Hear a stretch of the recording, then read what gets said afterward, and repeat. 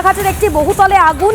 মিহিচিকিরি গ্রামে একটি বহুতলে আগুন লাগে। প্রায় কয়েক ঘন্টার চেষ্টায় আগুন নিয়ন্ত্রণে আনা সম্ভব হয়। এই মুহূর্তে দেখতে পাচ্ছেন সেই ছবি। গতকাল রাতে এই আগুন লাগে, দাউ দাউ করে চলতে থাকে এই বহুতল।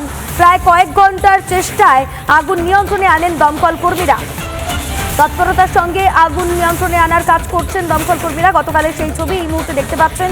কোলাঘাটে একটি বহুতলে আগুন লাগার ঘটনা। মিহিচিকিরি গ্রামে একটি বহুতলে আগুন লাগে। প্রায় কয়েক ঘন্টার চেষ্টায় আগুন নিয়ন্ত্রণে আসে। স্থানীয় বাসিন্দারা যারা রয়েছেন তারা কি বলছেন শুনুন। অ্যাকচুয়ালি এটা ভাড়া বাড়ি। এখানে তো একজন মহিলা রান্না করতে গিয়ে তখন গ্যাসের সিলিন্ডারে আগুন লাগে। আগুন লাগার কারণে সে তখন নিচে চলে আসে। তখন কাউকে জানায়ও নি যে এরকম আগুন লেগেছে বলে। তো তারপরে সবাই জানলো যে উপরে এরকম আগুন লেগেছে। তারপরে পাশের বিল্ডিং থেকে উপরে আগুন নেভানোর চেষ্টা করা হয়। তারপরে আবার পাশের বাড়িতে আরও বেশি আগুন লাগে। ফায়ার ব্রিগেডে ফোন করলাম। ফায়ার ব্রিগেডে ফোন করার পরে তো ফায়ার ব্রিগেড আসে।